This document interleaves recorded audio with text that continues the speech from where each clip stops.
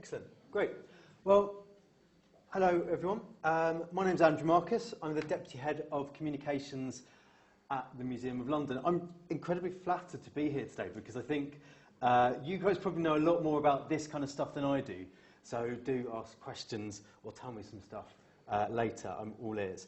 So I'm responsible for a lot of the communications output at the Museum of London, including social media, but also PR, and I now oversee marketing and public affairs. And actually, my background is traditional PR, so predominantly media relations. So you could ask, what's a PR guy doing here for a user experience talk? But hopefully, it's 2014 and we're all about integration. Well, we definitely are at the Museum of London, and hopefully some of this will become evident as we go through.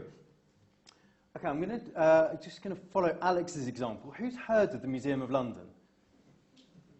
That's loads, actually. Who's been? Okay, good. In fact, that's really impressive. You'll see in a minute, one of our biggest challenges is low levels of awareness. So everything I talk about today is one of the ways we're becoming better known, which is helping us reach more people. But more about that in a second. And firstly, just picking up on another of Alex's points, London is so busy. So a big problem I have is how we're going to cut through the clutter and the competition. So you might think I'm competing with the other museums. So Museum of London is quite a small museum. We're in the city. We're not in Exhibition Road. We don't have a huge tourist footfall. But actually, I don't think that's our biggest problem. We're competing for your leisure time. So we're competing with sports, with shopping, and most drastically with your sofa. Because you can choose to come to the Museum of London or not. It's something obviously we want you all to come to the Museum of London, but I know sometimes we're a bit lazy. Anyway, I'm going to talk to you about how we're integrating video into our traditional communications output. As I said, all about integration, how we're integrating video with PR, marketing, public affairs. I'm going to show you 3 videos that will each illustrate a point I'm going to make. Now, luckily, loads of you knew about the Museum of London, but I'm going to hand over to our CEO, and she will talk you through our brand and our strategic plan.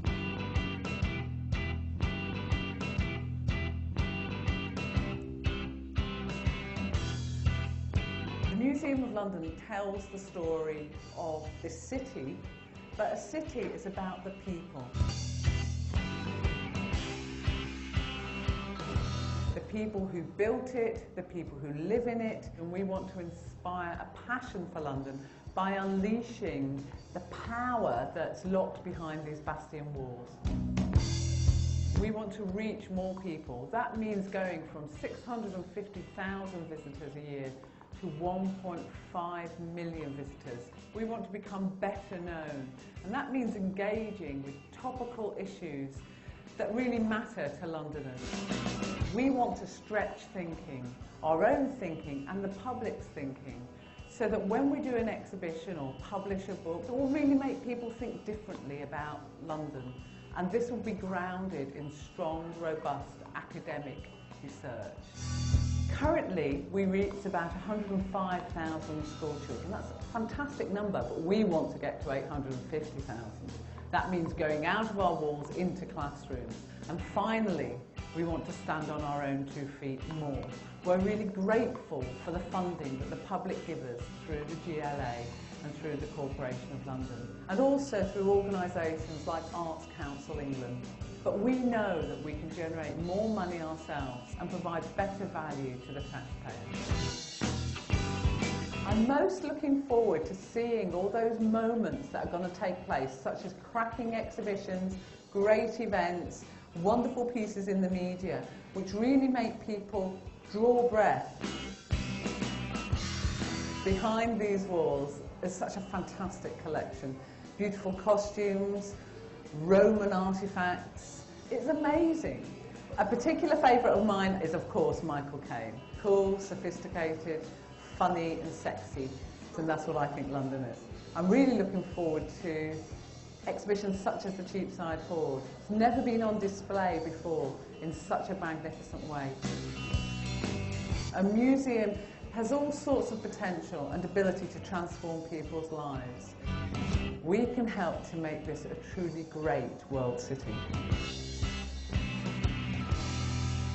I saw, well, I heard a lot of you draw breath at the tiny trunks. They're actually Tom Daleys' swimming trunks that he wore when he did one of his Olympic dives last summer. It's a very popular object on display in the museum, as you can imagine. So why did we create this video? So April 2013, we launched a new strategic plan vision for the Museum of London. Now, as you can imagine, because I'm sure you've all seen this a million times, you do a print document, you send it to your stakeholders, and that's the end of the rollout of your strategic plan. But we wanted to make a massive, massive impact. And again, going back to that point about integration, how would we do that in a way that integrates across a lot of our corporate communications platforms?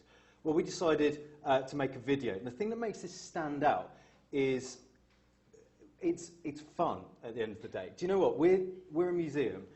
We could go down that very public sector route, very dry. But actually, what we do is really cool. And I don't just say that because I work there. I mean, half the people in this room said you've heard of it or been. So hopefully you think the Museum of London's cool too. And all of our communications has to reflect that.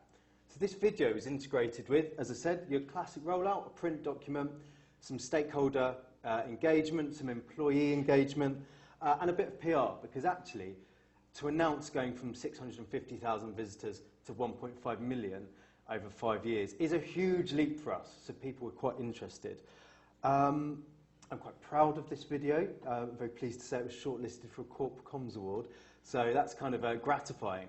I know lots of you will be interested in KPIs and metrics. Well, I will freely admit the views for this are reasonably low, but at the end of the day, there's only 200 or 300 people who would be interested in this. This is a bit of corporate collateral, but still that's successful. People talk about it.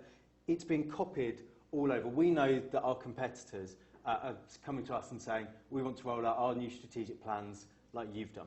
So that's just one way that we're integrating video into PR. Now, Sharon mentioned in that film the Cheapside Hoard. This is our current temporary exhibition. The Cheapside Hoard is the world's finest collection of Elizabethan and Jacobean jewellery. It was found by chance in Cheapside, in the city, so just down the road, under One New Change, 100 years ago, and it's never been on display in its entirety. It's incredible. Now, being the sort of traditional PR man that I am, I thought, okay, we need to generate some third-party endorsement for this. Classically, you call up someone important and you ask them to give you a quote for their press release. But we thought we'd do something different, and I will show you that now.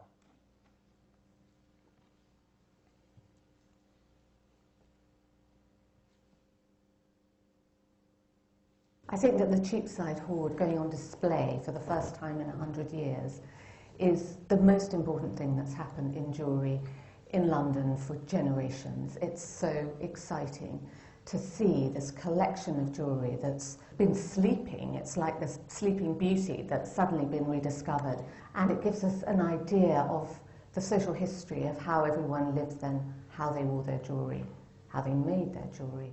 And we have the same visual experience as the people who were commissioning it then, who might have gone along to Cheapside to have a look at it, to have a talk with the goldsmith, and certainly the same as him as he actually buried it and obviously intended to go back to collect it. The first thing I thought when I saw the Cheapside Hoard was how incredibly fresh it was. The colours, the work, the gold, how it just is still absolutely alive and vibrant. It's as if it came out of the workshop yesterday. I think why the Cheapside Hoard resonates so loudly with me and is so exciting is that I can recognise in it things that we definitely are doing now, trends that we're wearing. There's a lot of sliced stones, and there's a big fashion now for sliced diamonds, long chains. We're wearing them long, loose, over jeans. They might have pinned them up on their bodice with a brooch. What I'm thinking for this winter is white. I think there's a lot of white coming through. There's agates, there's mammoth tusks, white sapphires, obviously diamonds, watches are white, and scroll back and we can see that they were wearing a lot of white then. The fashion doesn't translate down the centuries, whereas the jewellery completely you can incorporate into what you're wearing, and it translates. I mean, you could imagine any of the Cheapside Hoard going onto the front cover of Vogue, and people would look at it and say, "No, where can I get that?" The collection tells us so much, and I think this is why jewellery is so important in our lives. So you can see this is so much more dynamic and interesting than 50 words in a press release. Now, it's worth saying that once we've created videos like this, and particularly this one, that's not the end of it. We don't just create it and plonk it on our YouTube channel and hope people will come. We've done a bit of a seeding campaign, embedded it lots, use it for blogger outreach. We've had 13,000 views for this, which I know in a lot of people's senses for their brands isn't masses, but for ours, within the first year of a proper YouTube strategy, that's really quite impressive. Hopefully all's going well. Cheapside Hoard's been open for 4 or 5 months, closes in April. We've already exceeded the visitor target. So hopefully in that sense KPIs are working, but I will talk a little bit more at the end about whether these videos are actually working for us, driving footfall and conversion. So the next film is slightly different. So being a museum, we are brimming with content. I have to say I'm really lucky in that respect. I did a talk a few months ago with 2 people from very different sectors, and they were really talking about the struggle to create good content. And I have to say I always sound a bit smug in this section because everything we did at the Museum of London, frankly, is quite interesting because London, world's greatest city, it's why you're all here, it's pretty amazing. So good content's not hard to come by. Now, we need to bring that to life. And obviously, content marketing, big trend nowadays. How can we really, really engage people to make them visit? So I will show you an example of how we're bringing our collections to life through YouTube. And perhaps this is a story which you didn't know and you'll be a bit surprised with. I definitely was. It's a great film as well. On a Friday morning in London, you'd be hard-pressed not to find a man in a suit. But this is a global phenomenon because this scene can be repeated in cities around the world. However, amongst all of those cities, London has a unique and intimate relationship with the history of the three-piece suit, which consists of jacket, trousers, and waistcoat. While jackets and trousers can be traced back over thousands of years, the waistcoat was born on a very specific date in a very specific place, London, October 7th, 1666. On this date, King Charles II introduces a new item to men's wardrobes, the waistcoat. When waistcoats were first introduced, they were quite long, extending past the hips and often made with sleeves. They were quite vibrant, often made of gold or silver cloth in order to draw attention to this new item that Charles had introduced. Tailoring, which is creating garments specifically from the measurements of your client, is something that was created in the 18th century in England through the production of military uniforms. Various sized collars, various sized sleeves, the way it was closed down the center front, all of that perfection that they were able to produce over the 18th century eventually was turned into the Savile Row that we know today. One such military officer in the 18th century who enjoyed the fit of military uniforms was a man named Beau Brummel. He was in the military in the 18th century, but by the early 19th century he was out of the military and continued to return to his tailor to create clothing very specific to early 19th century fashion. And he was one person that was quite instrumental with the emergence of the dandy movement. The dandy movement is a subculture really in London that focuses on perfection in cut, perfection in fit, really taking the birth of Savile Row tailoring and pushing it to the nth degree. From the Industrial Revolution, the businessman is born. And the businessman needs a suit that conveys a sense of respectability and productivity. And due to this, the suit becomes quite sober, void of any embellishment, and almost always in black. But the influence that London had on the development of the modern suit does not end here. Post-war subcultures, from the teddy boys to the mods and the punks, reinterpret, deconstruct, and subvert the meanings and codes of the modern suit. While the concept of the suit continues to evolve to this very day, the three-piece suit was born right here in London. Jacket, trousers, and waistcoat. So this video, I love this video, but to me it speaks volumes about our brand. It's really engaging, it's fun, museums can quite easily be a bit po-faced, this definitely isn't, and it gives a contemporary relevance to our story. So on the one hand, three-piece suit, invented just after the Great Fire, that was a few hundred years ago, but actually this is a story that's relevant today because there's a big campaign to make London the home of menswear. So I don't know if you know, but you now have a Men's Fashion Week in January and June, sits alongside Women's Fashion Week, or London Fashion Week as it's more commonly known. It's seen that men's fashion is a huge economic driver in London, and the Museum of London tells that historical narrative that underpins the reason why Boris Johnson and his team place so much importance on men's fashion, maybe over and above women's these days. So hopefully from that you can see some examples of how we create sort of a varied, rich and sort of nicely textured YouTube channel. But as I said, there's no point if it doesn't work. I'm going to put that back to the beginning. We commissioned a little bit of research from an agency called Bloom, and I'll give you some highlights to give a sense of how this is working for us. So Bloom found from looking at our Google Analytics and other things that social media is great for raising awareness of the Museum of London. It's at the top of that sort of sales funnel. However, YouTube is the one thing that bucks the trend for us. And the reason is it's actually converting visitors from web visitors to physical visitors, which is what it's all about for us. So you heard Sharon saying earlier, we need to reach more people, become better known, and drive 1.5 million people a year by 2018. And this is working fantastically well. So I'm going to give you some numbers, because everyone loves numbers for this kind of stuff.